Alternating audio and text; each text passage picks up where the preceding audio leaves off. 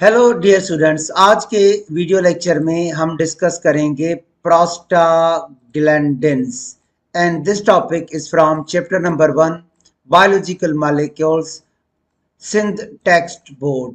तो आज के वीडियो लेक्चर में हम डिस्कस करेंगे prostaglandins. Prostaglandin is a group of lipids. ये लिपिड के मॉलिक्यूल्स हैं, मेमेलियन टिश्यूज से सीक्रेट होते हैं। ऐसे टिश्यू से रिलीज कर दिए जाते हैं जहां पे टिश्यू डैमेज होता है और वहां किसी वायरस या किसी बैक्टीरिया का इन्फेक्शन होता है। तो ये एक ऐसे टिश्यू से रिलीज कर दिए जाते हैं जहां पे कोई इन्फेक्शन काज होता है, टिश्यू डैमेज होता है and they are involved in dealing with injury and illness. तो डियर स्टूडेंट, सबसे पहली बात जो आप प्रोस्टाग्लैंडिन के लिए याद रखोगे कि वो कहाँ से क्रिएट होते हैं। देखें, this is the diagram showing structure of prostaglandin. Prostaglandin एक लिपिड का मॉलिक्यूल है। कहाँ से क्रिएट होता है, अब जहां पे मैं मार्क कर रहा हूं पढ़िएगा, क्रिएटेड वेयर टिश्यू डैमेज और इन्फेक्शन अकर्स। तो ये एक ऐसी जगह से रिलीज होते हैं जहां पे टिश्यू डैमेज होता है, जहां पे टिश्यू में इन्फेक्शन होता है। तो फिर आपके माइंड में क्वेश्चन आएगा कि वहां से ये क्यों क्रिएट होते हैं। Dear students, they are created to accelerate the recovery of damaged tissue. जहां से टिश्यू डैमेज होता है वहां से क्रिएट होते हैं और इस वजह से क्रिएट होते हैं कि जो टिश्यू डैमेज हुआ है उसकी जल्द से जल्द रिकवरी कर दी जाए और इनकी लाइफ शॉर्ट होती है। Prostaglandins are short lived lipid signalling molecule. ये हार्मोन्स का काम करते हैं, इन्फ्लेमेशन के लिए सिग्नल्स देते हैं, पेन प्रोड्यूस करने के लिए सिग्नल्स देते हैं, फीवर प्रोड्यूस करने के लिए सिग्नल देते हैं। तो डियर स्टूडेंट्स, इनके जो सिग्नल्स होते हैं वो पैराक्राइन भी होते हैं और ऑटोक्राइन भी होते हैं। So they act as paracrine signals और ऑटोक्राइन सिग्नल्स। तो अब हम यहाँ पे डिस्कस करेंगे कि ऑटोक्राइन सिग्नल किसे कहा जाता है और पैराक्राइन सिग्नल किसे कहा जाता है। In autocrine signalling process molecules act on the same cells that produce them। जिस सेल से प्रोस्टाग्लैंडिन रिलीज कर दिए जाएंगे उसी सेल पे एक्ट करेंगे, उसी सेल को बूस्ट अप करेंगे, उसी सेल को सिग्नल देंगे। इस एक्शन को कहा जाता है ऑटोक्राइन एक्शन। मगर अगर प्रोस्टाग्लैंडिन को एक सेल से रिलीज कर दिया जाए और वो नियर बाय सेल पे अपना एक्शन परफॉर्म करें तो इसको कहते हैं paracrine signal. In paracrine signalling they act on nearby sales.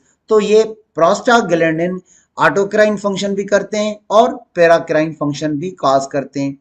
उसके बाद ये लिखा गया है कि प्रोस्टाग्लैंडिन कुछ फिजियोलॉजिकल प्रोसेसेस को कंट्रोल करते हैं। डियर स्टूडेंट्स, ये सिग्नल्स देते हैं इन्फ्लेमेशन के लिए, ये सिग्नल्स देते हैं पेन को प्रोड्यूस करने के लिए, और जहां पे इन्फ्लेमेशन होता है वहां पे वेसोडायलेशन होती है और वहां पे ब्लड का फ्लो बढ़ जाता है।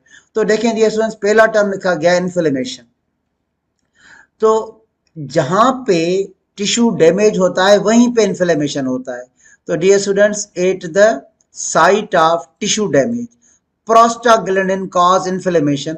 तो क्या इस इन्फ्लेमेशन से कोई बेनिफिट होगा? Yes, inflammation serves as a defence mechanism.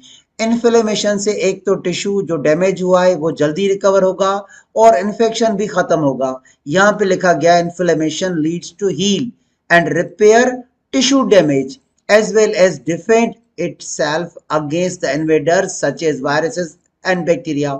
तो प्रोस्टाग्लैंडिन ने इन्फ्लेमेशन को प्रोमोट किया, इन्फ्लेमेशन ने डिफेंसिव काम किया। ना सिर्फ टिश्यू डैमेज की रिकवरी जल्दी होगी इन्फ्लेमेशन से, बल्कि जो वायरसेस और बैक्टीरिया का इन्फेक्शन हुआ है वो भी इन्फ्लेमेशन से खत्म हो जाता है।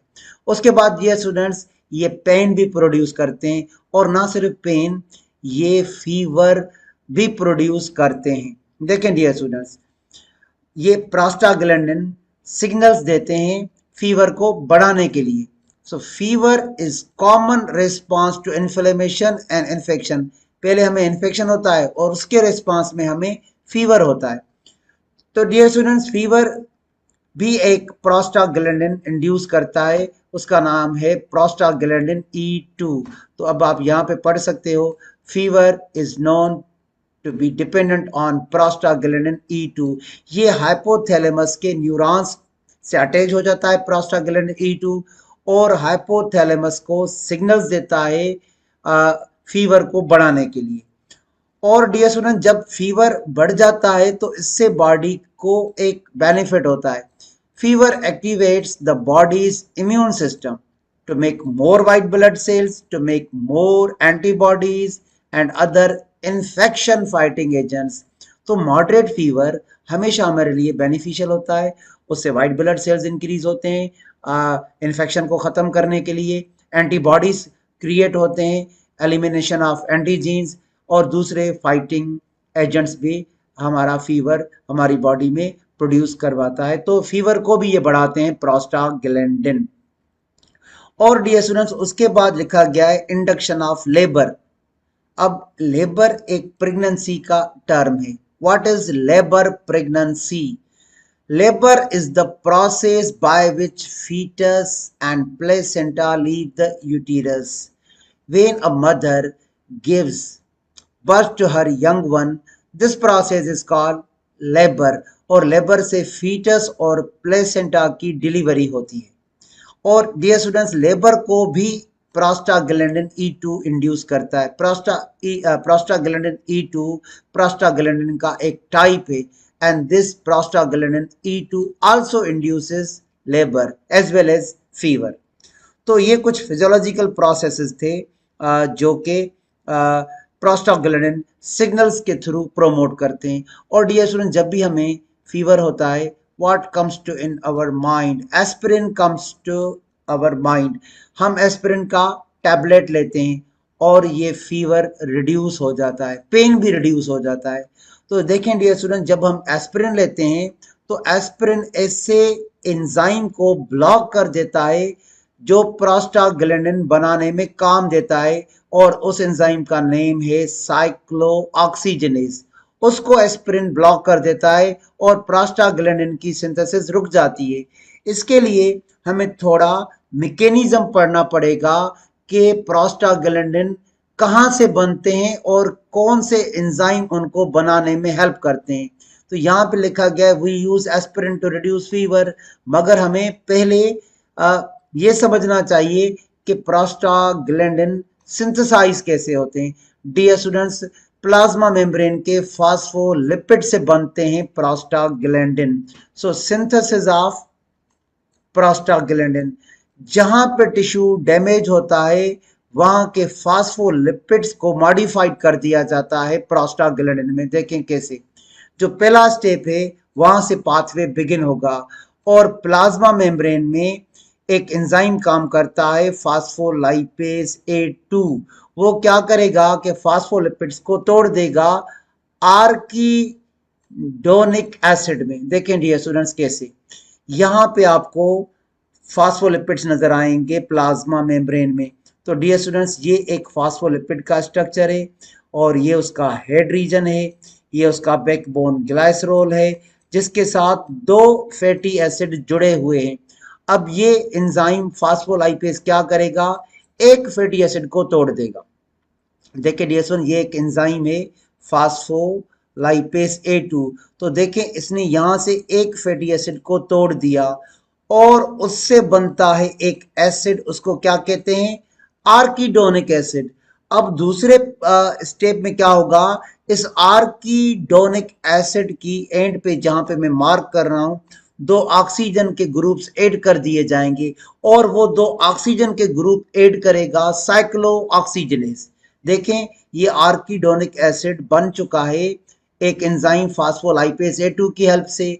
अब क्या होगा कि इस पे एक एंजाइम वर्क करेगा साइक्लोऑक्सीजिनेज, शॉर्ट फॉर्म में कॉक्स कहते हैं। अब वो क्या करेगा? ऑक्सीजन के दो ग्रुप्स ऐड कर देगा आर्किडोनिक एसिड पे। देखें डियर स्टूडेंट्स, यहाँ पे जहां पे मैं मार्क कर रहा हूं, एक ऑक्सीजन का ग्रुप ऐड कर दिया गया, यहाँ पे दूसरा ऑक्सीजन ऐड कर दिया गया। किसने ऐड किया? साइक्लोऑक्सीजिनेज ने। तो डियर स्टूडेंट, यहाँ पे पढ़िएगा, cyclooxygenase enzyme add two oxygen groups to arachidonic acid to produce an organic prostaglandin G2, तो एक PGG2 प्रोस्टाग्लैंडिन G2 बन चुका है। अब जब हम एस्पिरिन लेते हैं तो एस्पिरिन क्या काम करता है डियर स्टूडेंट्स, एस्पिरिन इस एंजाइम को ब्लॉक कर देता है, इसकी एक्टिविटी को ब्लॉक कर देता है। साइक्लोजेनेज की एक्टिविटी ब्लॉक हो जाएगी तो ये जो आर्किडोनिक एसिड है वो प्रोस्टाग्लैंडिन G2 में तब्दील नहीं होगा, प्रोस्टाग्लैंडिन की सिंथेसिस रुक जाएगी और फीवर कम हो जाएगा। देखें डियर स्टूडेंट्स, ये जो एस्पिरिन है वो ब्लॉक करता है साइक्लोऑक्सीजनेज एंजाइम को, और जब ये एंजाइम का एक्शन ब्लॉक हो जाता है तो आर्किडोनिक एसिड से प्रोस्टाग्लैंडिन G2 नहीं बनता और हमारा फीवर रिड्यूस हो जाता है। So we use aspirin to reduce fever as well as pain. तो डियर स्टूडेंट्स, ये लेक्चर था आज का प्रोस्टाग्लैंडिन पे। Thank you dear students.